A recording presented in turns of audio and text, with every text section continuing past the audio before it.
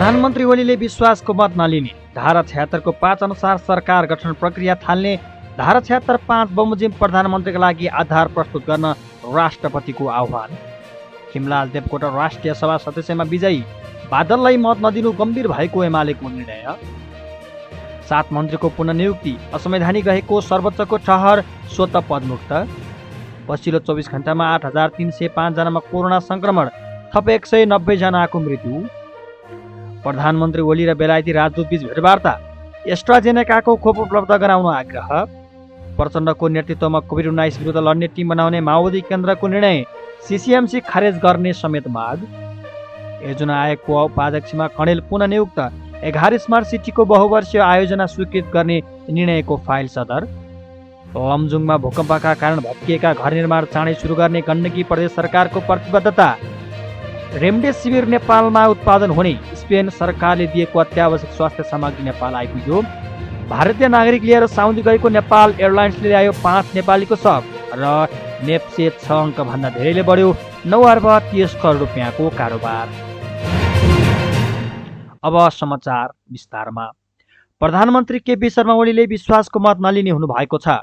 बिहिबार मन्त्री परिषद बैठकले विश्वासको मत नलिए धारा 76 को धारा 5 अनुसार सरकार गठनको प्रक्रिया अघि बढाइने निर्णय गरेको हो। संविधानको धारा 76 को धारा 5 अनुसार बनेको प्रधानमन्त्रीले पनि विश्वासको मत लिन नसके स्वतः मध्यावधि चुनावको मिति घोषणा गर्नुपर्ने संवैधानिक व्यवस्था छ। बहुमतको आधारमा सरकार बन्न नसकेपछि सबैभन्दा ठूलो दलको संसदीय दलको हैसियतमा अल्पमतको सरकारको रूपमा प्रधानमन्त्री ओलीलाई राष्ट्रपति विद्यादेवी भण्डारीले नियुक्त गर्नुभएको थियो। अघिल्लो हप्ता मात्रै संविधानको धारा 76 अनुसार ओली प्रधानमन्त्री पदमा नियुक्ति हुनुभएको हो। अल्पमतको सरकारले 30 दिनभित्र विश्वासको मत लिन नसके संविधानको धारा 76 को 5 अनुसार प्रतिनिधि सभाका जुनसुकै सदस्यले बहुमत छ भन्ने आधार पेश गरेमा उनलाई प्रधानमन्त्री नियुक्त गर्नुपर्ने संवैधानिक प्रावधान रहेको छ। यस्तै बैठकले जेठ 9 गते संसदको अधिवेशन बोलाउन सिफारिस गर्ने निर्णय समेत गरेको छ। यसैबीच राष्ट्रपति विद्यादेवी भण्डारीले संविधानको धारा 76 को धारा 5 अनुसार नयाँ सरकार गठन गर्न आह्वान गर्नुभएको छ। प्रधानमन्त्री केपी शर्मा ओलीले विश्वासको मत प्राप्त हुने राजनीतिक आधार नदेखेकाले मार्ग प्रशस्त गर्दै नयाँ सरकार गठनका लागि आह्वान गर्न अनुरोध गरेकाले प्रतिनिधि सभा सदस्यलाई राष्ट्रपति भण्डारीले धारा 76 को धारा 5 अनुसार प्रधानमन्त्रीका लागि आधार प्रस्तुत गर्न समय दिनुभएको हो। यसका लागि राष्ट्रपति भण्डारीले आज बेलुकी 5 बजेसम्म 21 घण्टाका लागि समय दिनुभएको छ। बागमती प्रदेशको राष्ट्रिय सभा सदस्यमा खिमलाल देवकोटा विजयी हुनुभएको छ। हेटौडामा हिजो भएको उपचुनावमा नेकपा एमालेका उम्मेद्वार एवं गृहमन्त्री रामबहादुर थापा बादललाई पछाडि पार्दै देवकोटा राष्ट्रिय सभा सदस्यमा विजयी हुनुभएको हो। खिमलाल देवकोटा 5088 मत भार सहित विजयी हुनुभएको हो। यस्तै रामबहादुर थापाले 4014 मत भार र कृष्णगोपाल तामाङले 132 मत भार प्राप्त गर्नुभएको हो। माओवादी केन्द्रले गृह मन्त्री समेत रहेका राष्ट्रिय सभा सदस्य थापालाई दल त्यागको अभियोगमा कारबाही गरेकाले पदरिक्त भएपछि उपचुनाव भएको हो। एमाले आधिकारिक रूपमा थापालाई उम्मेद्वार बनाए पनि झलनाथ खनाल र माधव नेपाल पक्षले उम्मेदवारी दर्ताको बेला देवकोटालाई समर्थन गरेका थिए। यस्तै नेकपा एमाले राष्ट्रिय सभा सदस्यको उपचुनावमा पार्टीको निर्देशन अवज्ञा गर्ने र पार्टी उम्मेद्वार रामबहादुर थापा बादलको विपक्षमा मतदान गर्ने जनप्रतिनिधिका क्रियाकलापलाई अत्यन्तै गम्भीर रूपमा लिएको जनाएको छ। प्रधानमन्त्री निवास भरतपुरमा बसेको स्थायी कमिटीको बैठकले पार्टी निर्देशन अवज्ञा गर्ने प्रवृत्तिको भर्त्सना गर्ने निर्णय समेत गरेको छ। यस्तै कार्यदल बनेपछि पनि पार्टीका विपक्षमा मतदान गर्ने कुरालाई सामान्य रूपमा लिन नसकिने एमालेका प्रवक्ता एवं परराष्ट्र मन्त्री प्रदीप ग्यावालीले जानकारी दिनुभयो। बैठकमा माधव नेपाल पक्षको उद्देश्य एमालेमा रहने खालको नदेखेकाले कार्यदलको वार्ता अघि बढाउने कि नबढाउने भन्ने बारेमा समेत छलफल भएको ग्यावालीले बताउनुभयो। सर्वोच्च अदालतले मन्त्री परिषदका 7 मन्त्रीको निरन्तरतालाई असंवैधानिक ठहर गरेको छ। प्रधान न्यायाधीश चोलेन्द्र शमशेर जबराको एकल इजलासले माओवादीमा नफर्की एमाले बसेका र सांसद पद खारेज भएपछि पनि प्रधानमन्त्री केपी शर्मा ओलीको पछिल्लो मन्त्री परिषदमा नियुक्त भएका 7 जना मन्त्रीको निरन्तरता संवैधानिक भएको ठहर गरेको हो।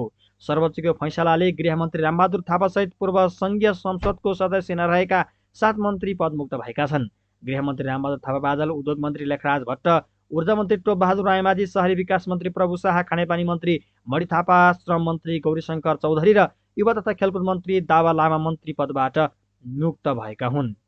अधिवक्ता कपिलदेव ढकाल र विराज थापाले संविधानको धारा 78 अनुसार एक पटकलाई बढीमा 6 महिनाभित्र मन्त्री हुन सक्ने संवैधानिक व्यवस्था रहेकाले गैर सांसदलाई फेरि नियुक्त गर्न नपाइने भन्दै रिट निवेदन दायर गरेका थिए।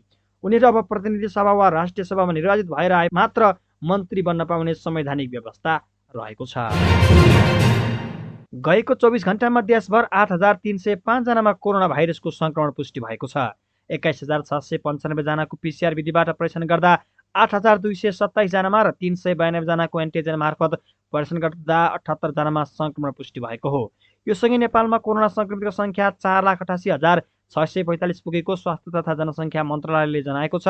यस्तै गएको 24 घण्टामा 6,543 जना कोरोना संक्रमणमुक्त भएको सँगै निको हुनेको संख्या 3,66,946 पुगेको छ। अहिले नेपालमा 1,15,852 सक्रिय संक्रमित छन्। यस्तै 24 घण्टामा कोरोना संक्रमण कारण 190 जनाको ज्यान गएको छ। अहिलेसम्म कोरोनाको कारण 5,847 जनाको ज्यान गएको स्वास्थ्य मन्त्रालयले पुष्टि गरेको छ। प्रधानमन्त्री केपी शर्मा ओली र नेपालका लागि बेलायती राजदूत निकोला पोलिटबिच शिष्टाचार भेटवार्ता भएको छ। सिंहदरबारमा बिहिबार हिजो भएको भेटवार्तामा दुई देशबीचको आपसी सम्बन्धबारे कुराकानी भएको प्रधानमन्त्री प्रेस संयोजक सूर्य थापाले जानकारी दिनुभयो। विशेष गरी उहाँहरूबीच कोभिड-19 विरुद्धको लडाईँमा परस्पर सहयोगको आदान प्रदानका बारेमा छलफल भएको छ। भेटमा प्रधानमन्त्री ओलीले बेलायतले नेपाललाई गरेको सहयोगको लागि धन्यवाद दिँदै एस्ट्राजेनेकाको खोप उपलब्ध गराउन पनि आग्रह गर्नुभएको छ। नेकपा माओवादी केन्द्रले अध्यक्ष पुष्पकमल दाहाल प्रचण्डको नेतृत्वमा कोभिड-19 विरुद्ध लड्ने टिम बनाउने र 3 लाख बढी पार्टीका नेता कार्यकर्ताले परिचालन गरी निर्णय गरेको छ। बिहिबार पिरिसडाँडामा रहेको केन्द्रीय कार्यालयमा बसेको माओवादी केन्द्रको थाई कमिटी बैठकले यस्तो निर्णय गरेको नेता वर्षमान पुनले जानकारी दिनुभयो। यस्तै माओवादी केन्द्रले 5 दिनभित्र प्रदेश, जिल्ला र वडा तहसम्म पुगेर समिति गठन गर्ने र राष्ट्रिय अभियान सञ्चालन गर्ने भएको छ। यसबारे सम्पूर्ण जानकारी शुक्रबार पत्रकार सम्मेलन गरी दिने पनि नेता पुनले बताउनुभयो। आज नै माओवादी केन्द्रले कोभिड-19 को रोकथाम तथा नियन्त्रणको सन्दर्भमा अध्यक्ष प्रचण्ड लगायतको नेताले प्रधानमन्त्री केपी शर्मा ओलीलाई भेटेर ध्यानकर्षण गराउने पनि माओवादी केन्द्रका नेता वर्षमान पुनले जानकारी दिनुभयो। बैठकले अक्सिजन लगायतका स्वास्थ्य सामग्रीको सप्लाई, सरकारी तथा निजी अस्पतालको क्षमता वृद्धि, कोभिड संक्रमितलाई आवश्यक बेडको वृद्धि र आइसोलेसन, आइसियु, भेन्टिलेटर लगायतको क्षमता विस्तार गर्न पनि सरकारलाई ध्यानकर्षण गराएको छ। कोभिड-19 विरुद्ध अग्रपङ्क्ति अर्थात् फ्रन्टलाइनमा खट्ने स्वास्थ्यकर्मी, सुरक्षाकर्मी, सरसफाइकर्मी लगायतलाई जोखिम तथा अन्य भत्ता उपलब्ध गराउन तथा फ्रन्टलाइनरका परिवारलाई कोभिड-19 विरुद्धको खोप लगाउने व्यवस्था मिलाउन सरकारको ध्यानकर्षण गराएको पनि बताइएको छ। यस्तै माओवादी केन्द्रले कोभिड-19 सङ्कट व्यवस्थापन केन्द्र सिसिएमसी खारेज गर्न माग गरेको छ। बिहिबार पिरिसडाँडामा रहेको केन्द्रीय कार्यालयमा बसेको माओवादी केन्द्रको थाई कमिटी बैठकले कोरोना भाइरसको सङ्क्रमण रोकथाम तथा नियन्त्रणका लागि उप प्रधानमन्त्री ईश्वर पोखरेलको संयुक्तमा गठित सिसिएमसी खारेज गर्न माग गरेको हो। विपद सम्बन्धी घटना हेर्नका लागि विभिन्न सरकारी संयन्त्र भए तापनि तिनलाई काम गर्न नदिई कानुनी हैसियत नभएको सिसिएमसी गठन गरिएको र सिसिएमसी मार्फत अनियमितता र भ्रष्टाचार भएको भन्दै त्यसलाई खारिज गर्नुपर्ने नेकपा माओवादी केन्द्रका नेता वर्षमान पुनले बताउनुभयो। उहाँले भन्नुभयो, सिसिएमसी खारिज गर्नुपर्छ। विपद सम्बन्धी घटना हेर्न गृह मन्त्रालयमा अलग्गै कानुनी व्यवस्था सहितको प्राधिकरण छ, त्यसलाई पनि काम गर्न दिएको छैन। स्वास्थ्य मन्त्रालय र त्यस अन्तर्गत यस प्रकारका जोखिमको बारेमा काम गर्ने निकाय छ, त्यसलाई पनि काम गर्न दिएको छैन। प्रधानमन्त्री नेतृत्वमा यस प्रकारका विपद हेर्ने अलग्गै निकाय छ, त्यसैले पनि काम गरेको छैन। छुट्टै सिसिएमसी भनेर खडा गरेर त्यसलाई अलग्गै कानुनी हैसियत नभएको संरचना मार्फत अनियमितता, भ्रष्टाचार, सामग्री दुरुपयोगका कुरा आउने भइरहेको छ, त्यसैले सही ढङ्गले काम गरिरहेको छैन। त्यो खारेज गर्नुपर्छ र कानुनले चिनेको निकायले काम गर्नुपर्छ। माओवादी केन्द्रले सरकार एक्लैले कोभिड-19 को रोकथाम तथा नियन्त्रण सम्भव नहुने भन्दै प्रधानमन्त्रीको नेतृत्वमा विज्ञ तथा नागरिक समाज समेतको संलग्नतामा सर्वदलीय सर्वपक्षीय समिति बनाउनु पर्ने पनि बताएको छ। नेता पुनले भन्नुभयो, प्रधानमन्त्रीको नेतृत्वमा सर्वदलीय सर्वपक्षीय समिति बनाएर त्यसले सबै जनशक्ति, राजनीतिक दल, वैज्ञानिक समुदाय, विज्ञ समुदाय, नागरिक समाज लगायतका सम्पूर्ण क्षेत्रलाई यसमा परिचालन गर्नुपर्छ।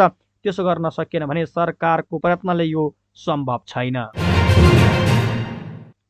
राष्ट्रिय योजना आयोगको उपाध्यक्षमा पुष्पराज कँडेल पुनः नियुक्त हुनुभएको छ। गएको सोमबार बसेको मन्त्री परिषद बैठकले उपाध्यक्ष कँडेल सहित सदस्यहरू डाक्टर कृष्ण प्रसाद ओली, डाक्टर उषा झा र मिनबहादुर शाहीलाई नियुक्त गर्ने निर्णय गरेको हो। उपाध्यक्ष कँडेल सहित नियुक्त भएको सबैलाई प्रधानमन्त्री केपी शर्मा ओलीले सिंहदरबारमा पद तथा गोपनीयताको शपथ ग्रहण गराउनु भएको थियो। बुधबार सम्हाल्दै उपाध्यक्ष कँडेलले 11 स्मार्ट सिटीको बहुवर्षीय आयोजना स्वीकृत गर्ने निर्णयको फाइल सदर गर्नुभएको छ। लमजुङमा भूकम्पका कारण 200 भन्दा बढी घरमा क्षति पुगेको छ। लमजुङको मर्स्याङदी गाउँपालिकाको खोदी भुलबुले आसपास केन्द्रबिन्दु भएर बुधबार बिहान 5:42 गएको भूकम्पका साथै त्यसपछिको भूकम्पका कारण 265 घरमा क्षति पुगेको जिल्ला प्रहरी कार्यालय लमजुङका सूचना अधिकारी एवं प्रहरी निरीक्षक इन्स्पेक्टर जगदीश रेग्मीले जानकारी दिनुभयो। 265 घरमा बस्ने नमिल्ने गरी क्षति पुगेको विवरण प्राप्त भएको छ। घरहरू चर्किएका, भत्किएका छन्। प्रकम्प आइरहेकाले ती घर बस्नका लागि जोखिम रहेका छन्, प्रहरी निरीक्षक रेग्मीले भन्नुभयो। भूकम्पका कारण यहीका 6 जना घाइते भएका थिए। घाइते सबैको अवस्था सामान्य रहेको प्रहरीले जनाएको छ। भूकम्पका कारण विशेष गरी मर्स्याङ्दी गाउँपालिका, बेइसा नगरपालिका र दोर्दी गाउँपालिकामा क्षति पुगेको छ। यो पालिकामा ग्रामीण क्षेत्रमा रहेका कच्ची घरमा बढी क्षति पुगेको हो। अहिले पनि लमजुङमा भूकम्पको क्षतिपूरण सङ्कलन भइरहेको प्रहरीले जनाएको छ। भूकम्प प्रभावित पालिकाहरूमा अहिले तथ्याङ्क सङ्कलन जटिरहेका छन्। क्षतिको यकिनी विवरण सङ्कलनपछि आवश्यकता अनुसार सहयोगका कार्यक्रम अघि बढाइने पालिकाहरूले जनाएका छन्। मर्स्याङ्दी गाउँपालिकामा 82 घरमा क्षति पुगेको र 212 घरमा आंशिक क्षति पुगेको गाउँपालिकाका उपाध्यक्ष होमबहादुर विकले बताउनुभयो। क्षतिको विवरण सङ्कलन भइरहेको छ। विवरण सङ्कलनपछि प्रभावितहरूलाई आवश्यकता अनुसार सहयोग गरिनेछ उहाँले भन्नुभयो। थप सहयोगको लागि भने प्रदेश र सङ्घ सरकारसँग पहल र समन्वय गरिनेछ। यस्तै बेइसा नगरपालिकाले पनि अहिले वडा मार्फत क्षतिको विवरण सङ्कलन गरिरहेको नगरपालिकाका प्रेस सल्लाहकार कृष्ण केसीले जानकारी दिनुभयो। दोर्दी गाउँपालिकाले पनि अहिले भूकम्पले क्षति पुर्याएको क्षेत्रको स्थलगत अनुगमन गरिरहेको छ। ती क्षेत्रमा आवश्यकता अनुसार त्रिपाल पनि वितरण भइरहेको गाउँपालिकाका अध्यक्ष ओमबहादुर गुरुङले बताउनुभयो।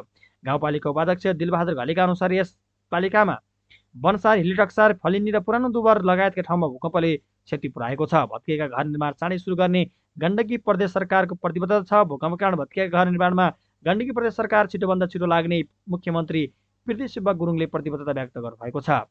गण्डकी प्रदेश मुख्यमन्त्री पृथ्वीशिव गुरुङले सामाजिक सञ्जाल फेसबुक पेजमा लेख्नु भएको छ, भूकम्पका कारण भत्किएको घर निर्माणमा गण्डकी प्रदेश सरकार छिटोभन्दा छिटो लाग्न प्रतिबद्ध छ। उहाँले भूकम्पको कारण थुप्रै घाइते भएकाले आफूलाई चोट महसुस भएको बताउँदै घाइते सबैको शीघ्र स्वास्थ्य लाभको कामना गर्नुभएको छ। तत्कालको राहतका लागि लमजुङमा प्रदेश सरकारले 40 स्थान टेन्ट र त्रिपाल पठाइसकेको र सङ्घ सरकारबाट पनि 50 स्थान त्रिपाल पुगेको मुख्यमन्त्री गुरुङले बताउनु भएको छ। यस्तै लमजुङको भुलभुले आसपास केन्द्रबिन्दु भएर बिहिबारसम्ममा पनि पराकम्प गइरहेको छ। बिहान 5:51 3.2 रेक्टर स्केलको पराकम्प गएको राष्ट्रिय भूकम्प मापन केन्द्रले जनाएको थियो। त्यस्तै दिनभर जस्तै साना साना पराकम्पहरू गइराखेका छन्। बुधबार बिहान 5:42 5.8 रेक्टर स्केलको भूकम्प गएपछि अहिलेसम्म 86 पटकसम्म भूकम्पको धक्का महसुस गरिएको छ। अब पराकम्प बिस्तारै कम हुँदै जाने अनुमान गरिएको भूकम्पविद भारत कोइरालाले जानकारी दिनुभयो। 5.8 रेक्टर स्केलको भूकम्पपछिको 12 घण्टामा 56वटा पराकम्प गएको थियो। त्यसपछि भने पराकम्प जाने क्रम केही कम भएको उहाँले बताउनुभयो। उहाँका अनुसार 4 रेक्टर स्केलको 6वटा भन्दा धेरै पराकम्प गएको छ भने अरू पराकम्प 4 रेक्टर स्केल भन्दा कमको रहेको राष्ट्रिय भूकम्प मापन केन्द्रले जनाएको छ। कोभिड-19 सङ्क्रमितको उपचारका लागि प्रयोग गरिने रेमडेसिभिर औषधि नेपालमा नै उत्पादन हुने भएको छ।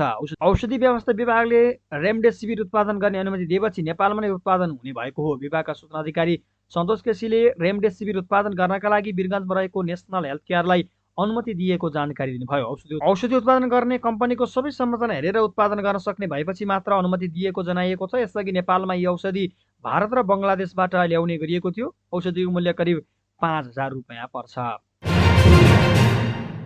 स्पेन सरकारले दिएको अत्यावश्यक स्वास्थ्य सामग्री नेपाल आइपुगेको छ। स्पेनका लागि नेपाली राजदूत दाबाफुटी शेर्पासहित स्पेनको चार्टर जहाजबाट ती सामग्री काठमाडौँ आइपुगेको हो। स्पेनी सहायता निकायले हस्तान्तरण गरेको स्वास्थ्य सामग्रीमा ventilator, oxygen concentrator, antigen test kit, PP लगायतका स्वास्थ्य सामग्री रहेका छन्। स्वास्थ्य तथा जनसङ्ख्या मन्त्री हृदयदेश त्रिपाठीले विमानस्थल पुगेर ती सामान बुझ्नु भएको छ। अन्तर्राष्ट्रिय उडान बन्द हुँदा साउदीमा अड्किएका 5 नेपालीको शव नेपाल एयरलाइन्स मार्फत स्वदेश ल्याइएको छ। वैदेशिक रोजगार बोर्डको पहलमा भारतीय नागरिक लिएर साउदी गएको नेपाल एयरलाइन्सको वाइड बडी जहाजले हिजो 5 नेपालीको शव ल्याएको बोर्डले जनाएको छ। नियमित उडान रोकिए पनि नेपालमा अल्पत्र परेका भारतीय नागरिकलाई साउदी लैजान सरकारले अनुमति दिएपछि नेपाल एयरलाइन्सले चार्टर उडान गरेको हो। जाँदा भारतीय नागरिक लिएर गएको वाइड बडी जहाजले फर्कँदा पनि नेपालीको शव लिएर फर्किएको बोर्डले जनाएको छ। बोर्डको अनुसार साउदीमा अझै करिब 12 जना नेपालीको शव बाँकी रहेको छ। बाँकी शव पनि ल्याउनका लागि बोर्डले अनुरोध गरेको र दूतावासले सबै प्रक्रिया पूरा गरेर पठाउन सम्भव भएसम्म पठाउने र बोर्डका कार्यकारी निर्देशक श्रेष्ठले बताउनुभयो। अहिले निषेधाज्ञाको समयमा विमानस्थलमा आफन्तहरू शव लिन आउन नसक्ने भएकाले बोर्ड आफैले शव बुझेर निःशुल्क रूपमा मृतकको घरसम्म पुर्याइरहेको छ। बोर्डले वैदेशिक रोजगारीमा ज्यान गुमाएका नेपालीको शव मृतकको घरसम्म पुर्याउन निःशुल्क ढुवानी सेवा उपलब्ध गराउँदै आएको छ। कोरोना बाहेक अन्य कारणले प्रदेशमा ज्यान गुमाउने नेपालीको शव जतिसक्दो चाँडो स्वदेश फिर्ताका लागि पहल गरिरहेको कार्यकारी निर्देशक श्रेष्ठले बताउनुभयो। कोरोनाको कारण ज्यान गुमाउने नेपालीको शव भने गन्तव्य देशमै अन्त्येष्टिका लागि बोर्डले परिवारसँग अनुमति लिने र नियोगलाई पठाउने काम गरिरहेको छ। गन्तव्य देशमा शव अन्त्येष्टिका लागि अनुमति दिन परिवारलाई बोर्डले राहत स्वरूप 50,000 रुपियाँ प्रदान गर्दै आएको छ। र शेयर बजार कारोबार मापक नेप्से परिसूचक बिहिबार हिजो 6 अङ्कभन्दा धेरैले बढेको छ। नेप्से 6.37 अङ्कले बढेर 2787.18 अङ्क पुगेको नेपाल स्टक एक्सचेन्ज लिमिटेडले जनाएको छ। हिजो 6वटा समूहको सूचक बढेको छ भने 8वटा समूहको सूचक घटेको छ। सबैभन्दा धेरै विकास बैंक समूहको परिसूचक 113.44 अङ्कले बढेको छ भने जीवन बिमा समूहको परिसूचक 78.85 अङ्कले घटेको छ। हिजो नै 9 अर्ब 30 करोड रुपियाँभन्दा धेरैको 2 करोड 1 लाख किता सेयर किनबेच भएको छ। नेपाल रिइन्स्योरेन्स लिमिटेडको हिजो सबैभन्दा धेरै 34 करोड 70 लाख रुपियाँ बराबरको सेयर कारोबार भएको छ। हिजै गुडविल फाइनान्स लिमिटेड र मञ्जुश्री फाइनान्स लिमिटेडको सेयर मूल्य 10%ले बढेको छ। 5 स्टार पावर कम्पनी लिमिटेडको सेयर मूल्य भने 6.5% भन्दा धेरैले घटेको छ। अवस्था आजको लागि प्रमुख खबरहरूको खबर अवतार यति नै। हामी पुनः अन्य समाचारहरूको प्रसङ्ग लिएर पुनः उपस्थित हुने। तबसम्मको लागि हामी सबैलाई बिदा दिनुहोस्। नमस्कार।